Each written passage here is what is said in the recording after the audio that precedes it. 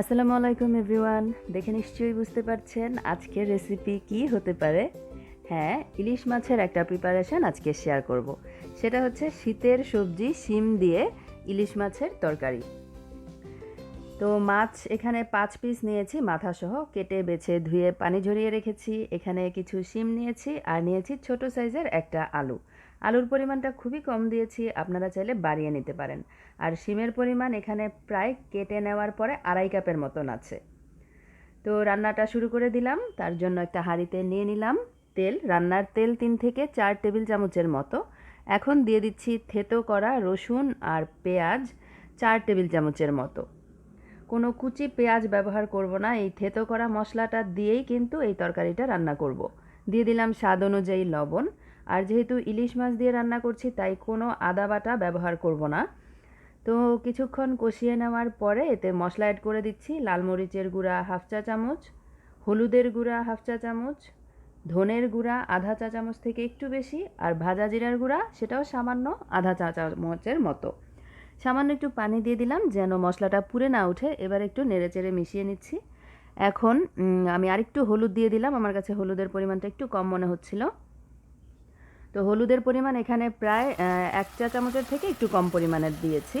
তো এবারে মশলাটাকে কষিয়ে নিয়েছি। যখন তেলটা খুব উপর থেকে ভেসে উঠছে তখনই এতে দিয়ে দিলাম ইলিশ মাছগুলো। ইলিশ মাছটাকে উল্টে পাল্টে নিচ্ছি। আমি আজকে মাছটাকে কষিয়ে তারপরে এই শিমের তরকারিটা রান্না করব। আপনারা চাইলে মাছটাকে ভেজেও রান্না করে নিতে পারেন। সেক্ষেত্রে হলুদ আর লবণ মেখে মাছটাকে হালকা করে ভেজে তারপরে রান্নাটা করতে হবে। তো একটু পানি অ্যাড করে দিলাম। এবারে ঢেকে দিব কিছুক্ষণের জন্য যেন খুব ভালোভাবে এতে বলক ফুটে ওঠে আর মাছের ভিতরে মশলাটা ঢুকে যায়। 3 থেকে 4 মিনিট পরে ঢাকনা তুলে নিয়েছি। চুলার আঁচটা মিডিয়ামে ছিল। মাছটাকে হালকা হাতে উল্টে দিতে হবে, খুব সাবধানে করতে হবে, না হলে কিন্তু মাছটা ভেঙে যেতে পারে, যেহেতু ইলিশ মাছ খুব নরম হয়। তো মাছটা কষানো হয়ে গেছে। এখন মাছগুলোকে আমি মশলা থেকে তুলে নিচ্ছি একটা প্লেটে।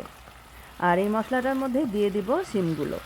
শিমটাকে আমি প্রথমে দিচ্ছি, যেহেতু আলুর থেকে শিমটা সিদ্ধ হতে তুলনামূলক একটু বেশি সময় লাগবে। যেহেতু নতুন আলু, সিদ্ধ হতে কিন্তু খুবই কম সময় লাগে, তাই আলুটাকে আমি পরে দিব। মশলার সাথে খুব ভালোভাবে নেড়ে মিশিয়ে নেওয়ার পরে ঢেকে দিব যেন খুব ভালোভাবে মশলাটার সাথে কষানো হয় আর এর ভিতরে মশলাটা খুব ভালোভাবে ঢুকে যায়। এই যে দেখতে পাচ্ছেন কতটা সুন্দর করে মশলাটার সাথে শিমটা কষানো হয়েছে, তেল আর মশলা সেপারেট হয়ে গেছে। এইভাবে করে শিমটাকে খুব ভালোভাবে কষিয়ে রান্না করে দেখবেন যে কতটা টেস্টি হয় খেতে। এ পর্যায়ে দিয়ে দিলাম আলুর টুকরাগুলো। আরও কিছুক্ষণ কষিয়ে নেওয়ার পরে ঝোলের জন্য আর সবজিগুলো সেদ্ধ হওয়ার জন্য পানি অ্যাড করে দিলাম। আমি কুসুম গরম পানি দিয়েছি। আর পানিটাকে এমনভাবে দিতে হবে যেন সবজিগুলো সিদ্ধ হয়ে হালকা একটু ঝোল ঝোল থাকে। এখানে প্রায় 2 কাপের মতো আমি পানি দিয়েছি। স্বাদ অনুযায়ী আরেকটু লবণ অ্যাড করে দিলাম। ফালি করা কাঁচামরিচ দিয়ে দিলাম 2টো। এখন ঢেকে রান্না করব যতক্ষণ না সবজিগুলো সিদ্ধ হয়ে যায়। চুলার আঁচটাকে মিডিয়ামে রেখে আমি প্রায় 6 থেকে 7 মিনিটের জন্য সবজিটাকে রান্না করে সিদ্ধ করে নিয়েছি। এখন এতে দিয়ে দিচ্ছি কষিয়ে রাখা মাছগুলো। মাছটাকে দিয়ে মাছের ফ্লেভারটা যেন তরকারির সাথে মিশে যায় সেজন্য ঢেকে রান্না করতে হবে 4-5 মিনিটের জন্য। 4-5 মিনিট পরে ঢাকনা তুলে হালকা হাতে মাছগুলো আবারও উল্টে দিতে হবে। আপনারা চাইলে এখানে অন্য যে কোনো মাছ ব্যবহার করে কিন্তু রান্নাটা করতে পারেন, যেমন আর মাছ, বোয়াল মাছ দিয়েও কিন্তু, বা ট্যাংরা মাছ, শোল মাছ, এভাবে মাছ কষিয়ে সেম প্রসেসে আপনারা রান্না করতে পারেন। অন্য কোনো মাছ দিয়ে রান্নাটা করলেও কিন্তু শিমের তরকারি খেতে বেশ ভালো লাগে।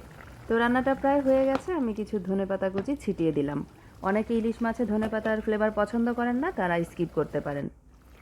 তো গরম চুলার উপরে আমি রেখে দিয়েছিলাম হাঁড়িটাকে। এখন গরম গরম ভাতের সাথে পরিবেশনের পালা।